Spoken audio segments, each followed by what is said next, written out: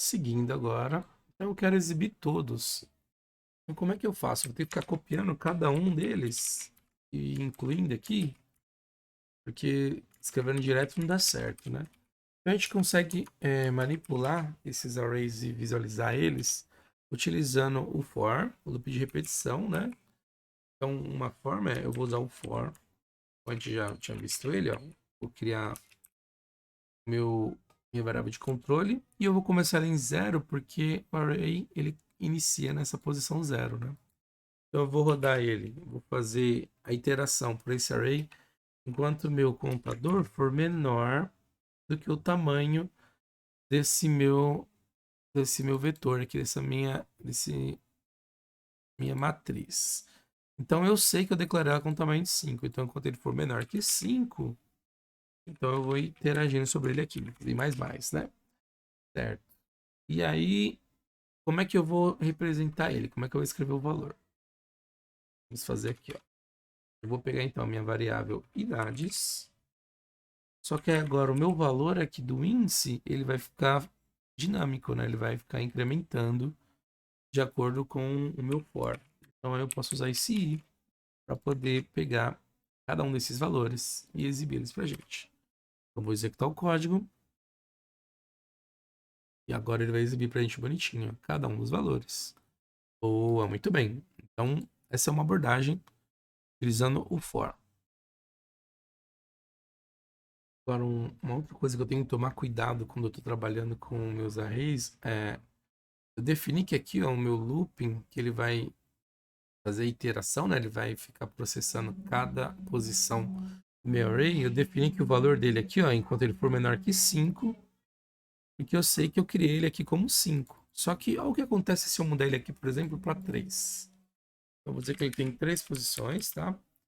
Ele vai ter 0, 1 e 2. Eu não vou ter esses dois itens. Só que eu esqueci ele aqui como 5. Ó. Eu mexi aqui e não mexi aqui. Isso pode dar um problema na aplicação. Na hora quando ele for rodar aqui, ele for escrever para a gente os valores na tela, ele vai escrever aqui ó, os valores, escreveu 3, só que ele vai dar esse erro muito comum de você tomar quando você manipula de uma forma errada coleções, nesse caso de array, ele fala, ó, index was outside, ele está fora, outside, está fora do seu índice, da posição que existe, porque ele está falando que ele vai ter até três variáveis, né, três dados, o índice sempre vai ser o último índice é n-1, né? Então se eu tenho 3, quando começa no zero, então vai ser a última posição 2. E quando ele vem aqui e eu coloquei até 5, ó, ele está buscando na posição 3. A posição 3 seria o quarto elemento. Não existe. E aí ele dá erro. Então, uma forma mais segura de você fazer essa iteração entre os índices, ao invés de você olhar aqui a posição e informar ela na mão, assim, estaticamente, você pega aqui o seu array, idades, que é o nosso caso, e você vai marcar aqui, ele tem uma propriedade, que chama length. Length ele vai retornar para você o tamanho desse array. Então, dessa forma, você não precisa ficar alterando em dois lugares. E aí, dessa forma, ele consegue saber até quando que ele tem que fazer essa iteração. Se eu tiver 100 elementos, ele já dinamicamente vai alterar aqui para 100. Se for 3, ó, caso é 3, ele mostrou os 3 que deu problema. Vou retornar então, ó, vou colocar aqui mais 2. Ó.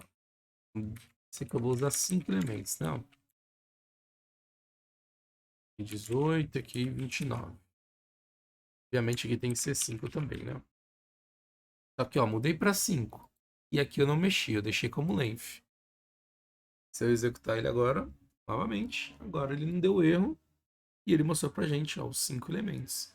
Então, usar esse length é uma boa prática também, quando você tá manipulando seus vetores, seus arrays, tá bom? Então, use aí o length também no dia a dia.